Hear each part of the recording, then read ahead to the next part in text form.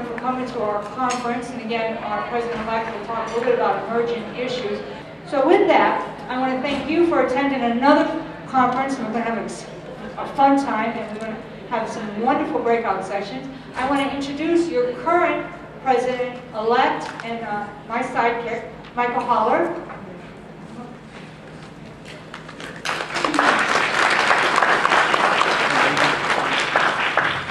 Short people got no.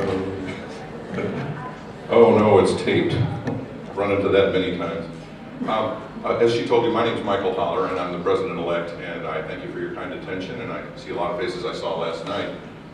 Before I introduce our speakers, I wanted to take a few minutes to talk about where we're going and what the vision is going to be, hopefully, at least what I would like for it to be. You know, some of you who know me know that I'm not very subtle, and I'm very direct and to the point and kind of pushy sometimes, so I'm going to be that. That's going to be our theme. We are at a transition point as a profession, as an organization. Right now, there are a lot of things going on, and I just did a webinar about 3 weeks ago, which we're going to be making available as soon as Aaron Norton and I can get it together, because it was a 3-hour presentation on emerging issues in the field. Not to tout my presentation so much, it was 3 hours long, although I didn't have any complaints, miracle of miracles. But there was so much going on that as I went through the data to try to get the presentation together, at first I was thinking, how am I going to stretch this out to 60 minutes? By the time I was done, it was more like, how am I going to cram this into 3 hours?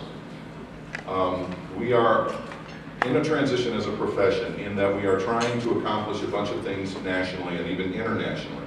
One is we have to stop being a group of groups, because nobody takes us seriously because of that. We're getting left out of a lot of discussions. When committees at the legislative levels, both nationally and state, start talking, they talk about, well, we need to refer this to the social workers, to the psychologists, to the psychiatrists, and we're kind of an afterthought. Somebody steps up and says, hey, you didn't say licensed mental health counselors. Oh yeah, and them too. So do we want our license to be called, oh yeah, and them too? I don't think so.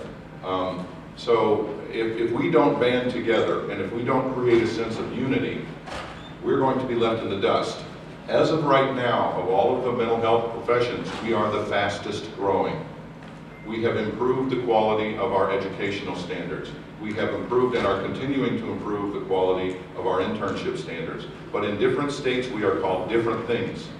Here we're called licensed mental health counselors. In some states we're called licensed professional counselors. In some states we're called professional counselors. In some states we're called mental health counselors. In some states we're just called counselors. And there are a couple of other terms I can't even remember because they don't make any sense. And in some states the internship is 1,500 hours, and in some states it's 4,500 hours. So what we've been told is they look at us and say, well, we don't know exactly who you are and what you are. That's changing. But it's changing moving forward. So we have a couple of tasks. One is to make sure that that quality is adhered to and continually improved as much as we possibly can. The other is to try to speak to people who have come in before. For example, when I went to school, CACREP, which is now the new standard for certification in schools, accreditation is the word I'm looking for, what didn't exist, or well, it existed in about 5 schools. Mine was not one of them. When I applied for a national certified clinical mental health counselor certification through the National Board of Certified Counselors, I was told, oh, we don't think you'd like being a counselor. Isn't that where I am? I mean, come on. Okay, so, but that's what's happening to us as a group. So we've got to stop it. No one is going to do it for us. How are we going to do that? We have to band together. I am charging all of you, each of you, to go home and get other people to join. I hate to preach money, but look at what's going on. Money is buying votes. Votes are power. If we don't get together, we're not going to build enough membership, enough voting voices, enough calls to our legislators, enough money to pay for the lobbying and the political action committees. If we do not do that, we will be left behind. As you will hear the Mixons, our lobbyists, talk about, their favorite slogan is, we'll either be at the table or we'll be on the table. So we must act or be acted upon. My goal is to increase our membership, to improve the quality of our organization. we're expanding, we're going to grow. But right now we have over 6,000, my last information that I was provided, we have over 6,000 licensed mental health counselors in this state. We have about 600 members. What's wrong with this picture? It's up to us, folks. And what I've done in the 5 or so years I've been around here, I came to a FMHCA conference and was blown away with the quality of it. I just spoke to a past president about that. And I went out and I told other people about it, and I got people to join. Nobody told me to do that like I'm telling you, but I did it because it made sense. It took care of me. It takes care of us. I'm asking you to do that. Don't just sit there. You must be proactive. Help us. Help us help you. So I'm being in your face and blunt as I always am, and I'll say I'm sorry for it, but I'm not, because I'm advocating for you, to you. You must help yourself do that. We are going to be left out of Medicare if we're not careful. Right now, we have a very active legislative committee, thanks to Lori McCann. Stand up, Lori.